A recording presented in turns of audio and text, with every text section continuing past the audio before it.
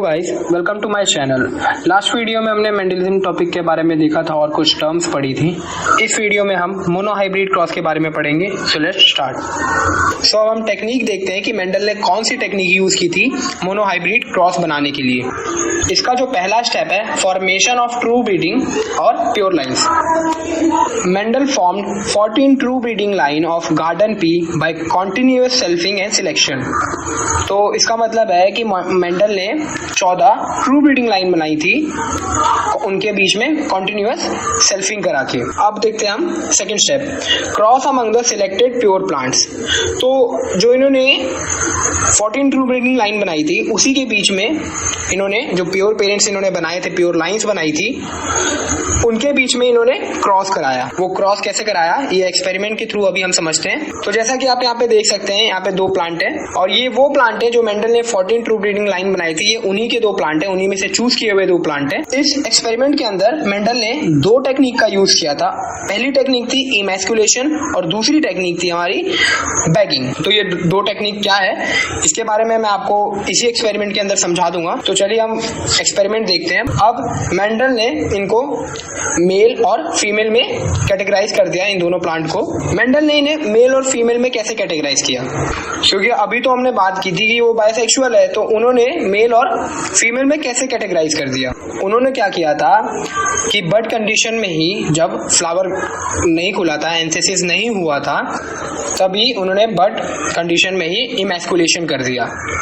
अब यहाँ पे जो टर्म है इमैस्कुलेशन, इसका मतलब क्या है कि removal of anther. Removal of anther क्या होता है?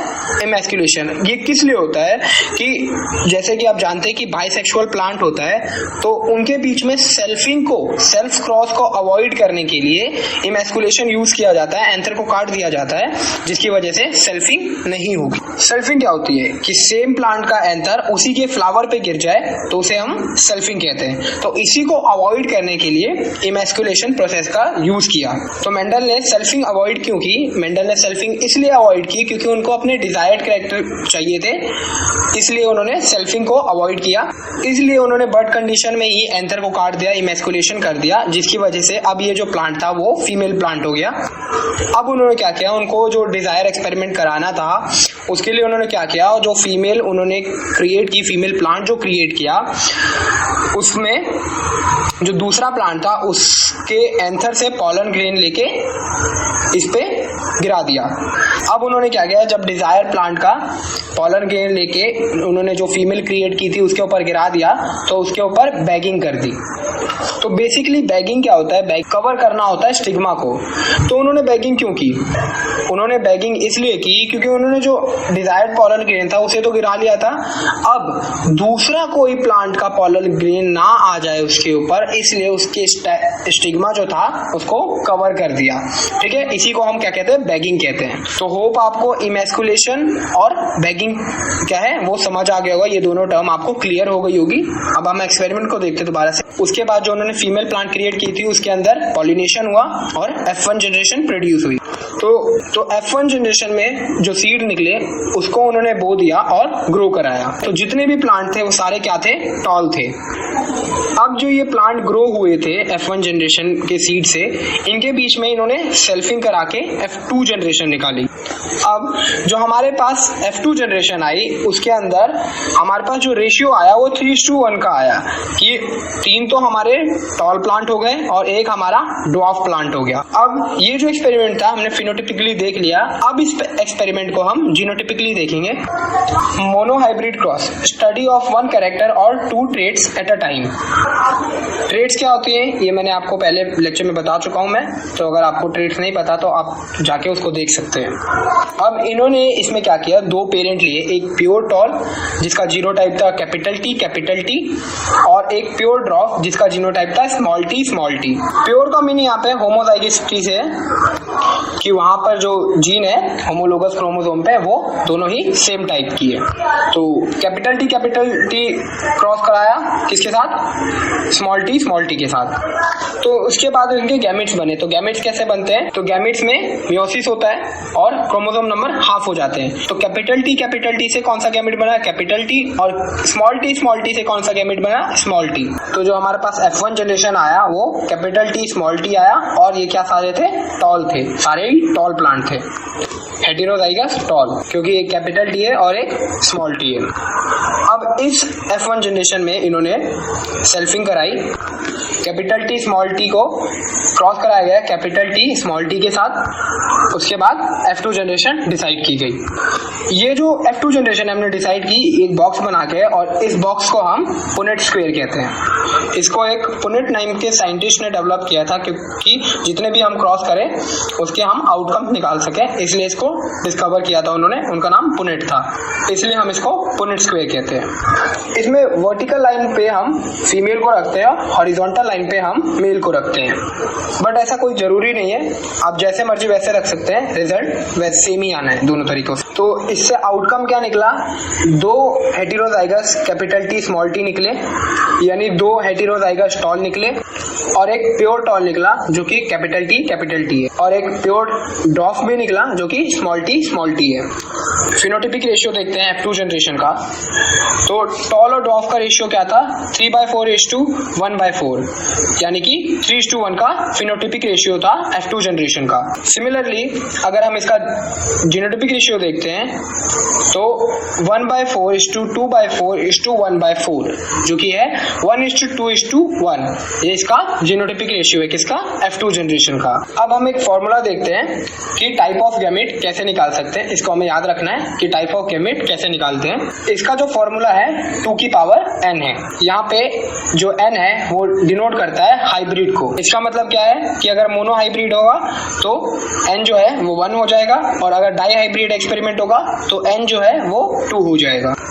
तो टाइप ऑफ गैमेट निकालने के लिए 2 की पावर n यूज किया जाता है। तो अगर हम ये फॉर्मूला इस एक्सपेरिमेंट पे अप्लाई करते हैं तो जो हमारे पास प्योर टॉल आएगा वो 1/4 आएगा। प्योर प्लांट की बात करें तो 2/4 का हमारे पास आएगा।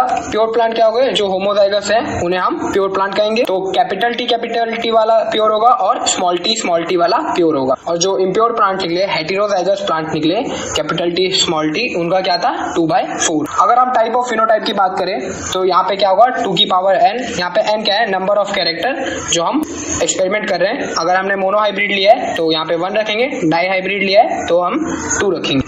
टाइप ऑफ जीनोटाइप निकालने का फॉर्मूला देखें तो यहाँ पे क्या होगा 3 की पावर n। अब जो यहाँ पे n है वो मोनो हाइब्रिड होगा तो 1 हो जाएगा, डाई हाइब्रिड होगा तो 2 हो जाएगा। अब अगर हम जाइगोटिक कॉम्बिनेशन देखें कि हमने कोई क्रॉस कराया और उसके अंदर कितने नंबर ऑफ जाइगोट बन रहे हैं, तो उसका फॉर्मूला है 4 की पावर n। जो n है वो यहाँ पे 1 है अगेन मोनो हाइब्रिड क्रॉस के लिए, और 2 होगा डाई हाइब्रिड क्रॉस के लिए। अब हम बात करते हैं कि जो मेंडल ने मोनो हाइब्रिड क्रॉस किया था उसके कंक्लूजन क्या थे। जो हमारा फर्स्ट कंक्लूजन पोस्टुलेट या प्रिंसिपल था वो है यूनिट फैक्टर का। सेकंड कंक्लूजन पोस्टुलेट या प्रिंसिपल है वो है डोमिनेंस का।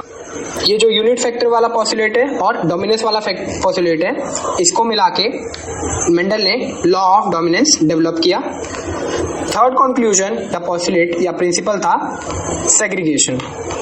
इससे मेंडल ने लॉ ऑफ सेग्रीगेशन बनाया जो कि यूनिवर्सल लॉ भी है, मीन्स इसका कोई ड्रॉबैक नहीं आया। फर्स्ट पोस्टुलेट यानी यूनिट फैक्टर की अगर हम बात करते हैं तो according to Mendel character is controlled by factor and factor occur in form of pairs. तो मेंडल के अकॉर्डिंग ये जो कैरेक्टर है इन्हें कौन कंट्रोल करता है, फैक्टर कंट्रोल करता है, और ये फैक्टर जो है पेयर्स में प्रेजेंट होते हैं। सेकंड पोस्टुलेट यानी dominance, when two pure parents with different trait are crossed, then F1 generation heterozygous dissimilar factors is obtained. In dissimilar factors, one factor shows their expression called dominant factor and which one is not shown called recessive factor. तो इसका मतलब क्या है कि जो हमने pure parents हैं जिनके ट्रेट डिफरेंट है, यानी एक का ट्रेट होगा कैपिटल टी, एक का ट्रेट होगा स्मॉल टी, इनके बीच में जब हमने क्रॉस कराया तो जो हमें F1 में मिला वो क्या मिला, हमें हेटेरोजाइगस मिला, यानी कैपिटल टी स्मॉल टी मिला, यानी डिसिमिलर फैक्टर साथ में आ गए। तो जब ये हेटेरोजाइगस या डिसिमिलर फैक्टर बने तो उसमें जो एक फैक्टर था उसने अपना एक्सप्रेशन शो किया, उसने अपना ट्रेट शो किया और एक ने अपना ट्रेट शो नहीं किया। तो जिसने अपना ट्रेट शो किया उसे हम कहेंगे डोमिनेंट फैक्टर और जिसने अपना ट्रेट शो नहीं किया उसे हम रिसेसिव फैक्टर कहेंगे। ठीक है। This law is not universal. तो ये जो लॉ है ये यूनिवर्सल नहीं है। क्यों? क्योंकि इसके एक्सेप्शन जो है क्या क्या है। पहला एक्सेप्शन इसका इनकम्प्लीट डोमिनेंसी एंड सेकंड है इसका एक्सेप्शन को डोमिनेंसी। इन दोनों के बारे में हम आगे डिटेल में पढ़ेंगे। थर्ड पॉसिबिलिटी देखते हैं। थर्ड पॉसिबिलिटी की बात करते हैं, law of segregation, law of purity of gametes. When two factor present, ये यहाँ जो प्लस का साइन है ये प्रेजेंट है in an organism, then factor never show blending। यानी जब दो फैक्टर प्रेजेंट होते हैं किसी ऑर्गेनिज्म में तो कोई भी फैक्टर ब्लेंडिंग नहीं करता। ब्लेंडिंग मीन्स कि छुपता नहीं है। इसको एक एग्जांपल से समझते हैं कि जैसे अभी हम रिकॉल करें पिछला एक्सपेरिमेंट, तो उसके अंदर हमने एक प्योर टॉल और प्योर ड्रॉप के बीच में एक्सपेरिमेंट कराया था। तो जो हमारे पास F1 जनरेशन आई थी उसमें हमें कोई भी ड्रॉप देखने के लिए नहीं मिला था। ठीक है। तो ऐसा नहीं है कि जो हमने ड्रॉप पेरेंट लिया था वो गायब हो गया, वो गायब नहीं होता। उसके अंदर कोई ब्लेंडिंग नहीं हुई थी, उसके अंदर वो छुपा नहीं था। हमने देखा था वो F2 जनरेशन में जो हमारे पास आया था वो क्या था, टॉलेस्ट टू ड्रॉप का रेशियो आया था। तो मीन्स वो छुपा नहीं था या गायब नहीं हुआ था। F2 जनरेशन में वो वापस आ गया था। वो F1 जनरेशन में इसलिए नहीं आया था क्योंकि जो डोमिनेंट ट्रेट था वो अपने आप को एक्सप्रेस कर लिया, इसकी वजह से रिसेसिव ट्रेट नहीं आ पाया।